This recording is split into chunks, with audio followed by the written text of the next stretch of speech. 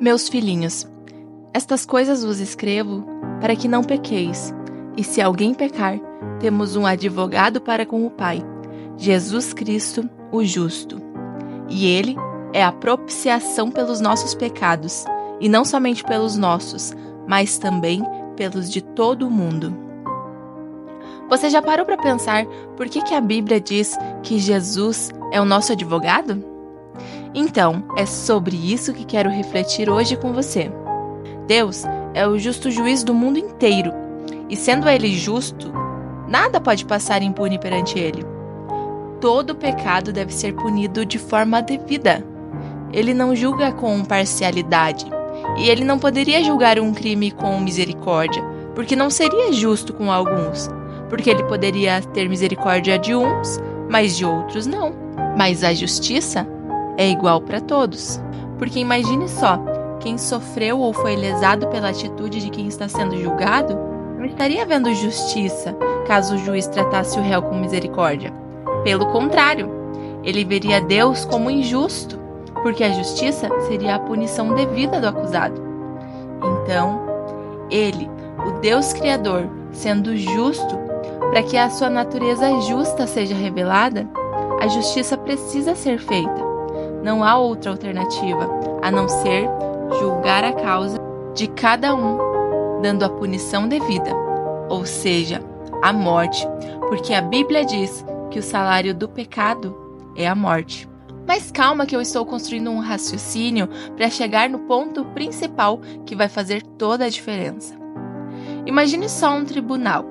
Vou te explicar dessa forma que você vai entender com muito mais facilidade. Em um julgamento, para que ele aconteça, deve haver no mínimo 4 pessoas: a parte acusada, o juiz, o acusador e o advogado de defesa. Agora, pense comigo. Um julgamento só acontece porque existe um crime, ou existem evidências de um crime, ou seja, de uma quebra da lei, certo? No âmbito celestial, também funciona da mesma forma. Todo pecado é a quebra de uma lei. O natural, ou seja, a nossa vida na Terra, sempre vai explicar o mundo espiritual. Deus fez assim para que eu e você pudéssemos entender como Ele vê as coisas. Então, se a Bíblia diz que Jesus é o advogado, isso quer dizer que há um julgamento a ser feito. E a palavra diz que todos pecaram e estão destituídos da glória de Deus. Agora, se você está pensando, mas eu nunca quebrei nenhuma lei, eu sou uma boa pessoa, eu preciso que você entenda uma coisa. O padrão de Deus é muito maior do que você imagina. O padrão de Deus é simplesmente a perfeição. Sem ser perfeito, você não pode nem chegar perto de Deus. Sabe aquela frase que sua mãe dizia quando você errava e ficava frustrado? Calma, meu filho, ninguém é perfeito. Pois é, a sua mãe tinha razão. Mas calma aí que você já vai entender onde eu tô querendo chegar. Voltando ao julgamento, você precisa entender que o acusado é você. Mas e quem é o acusador? Você pode pensar que o diabo é aquele que só fica causando acidentes e fazendo atrocidades no mundo. Você tem razão, ele faz isso também. Mas o seu maior papel em toda a criação é nos acusar, colocar a culpa novamente sobre nós. E por que eu digo novamente? Porque a palavra nos diz que Jesus foi entregue à morte por nossos pecados e ressuscitado para nossa justificação. Agora já não há condenação para os que estão em Cristo Jesus. Mas o diabo não quer que você acredite nisso. Então, o acusador é o diabo. A Bíblia conta que ele está de dia e de noite nos acusando diante de Deus. Ele sempre. E quando eu digo sempre, é todo dia mesmo. Ele sempre tem algo ruim para dizer a seu respeito. O nome dele, Satanás, significa acusador. E isso é o que ele faz o tempo todo. Ele está sempre procurando algo na sua vida para te acusar, tentando esconder de você a verdade sobre a cruz.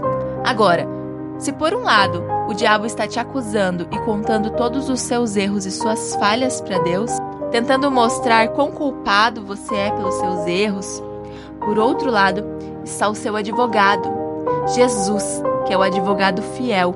Isso quer dizer que não importa qual a acusação feita ou qual o tamanho do seu erro.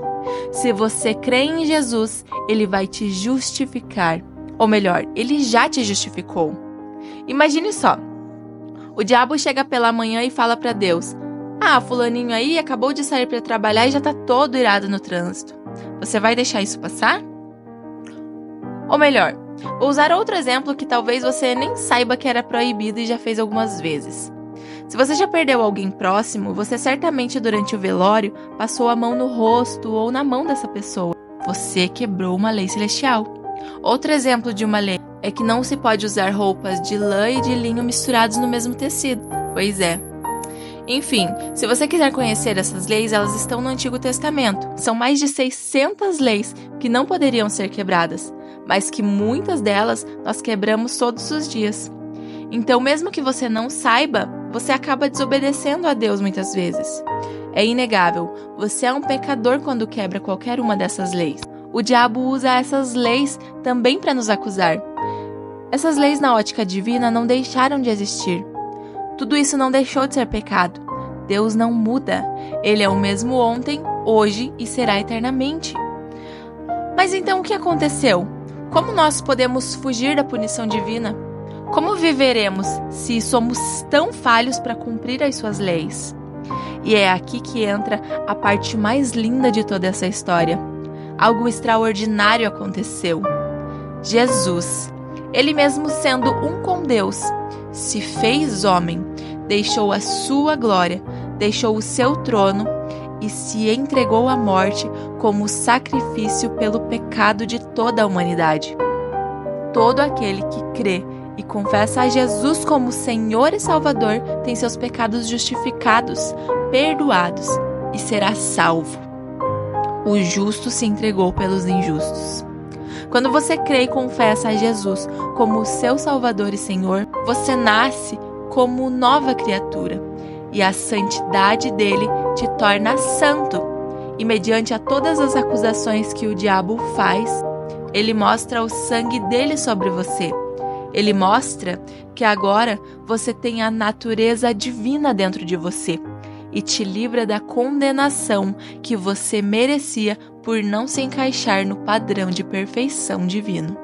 Agora, ele te torna perfeito diante de Deus e te dá acesso ao Pai, te tornando filho, porque agora você tem o sangue real percorrendo o seu corpo. Na cruz, ele fez uma aliança de sangue com você.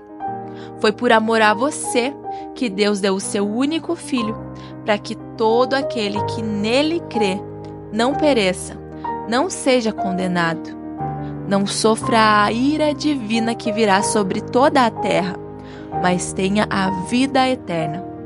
Por isso Jesus é o nosso advogado. Quando ele morreu na cruz, seu sangue foi a fiança que pagou pelo meu e pelo seu pecado. Um sangue inocente que foi capaz de pagar pelo pecado de toda a humanidade, daqueles que já se foram e dos que ainda nascerão.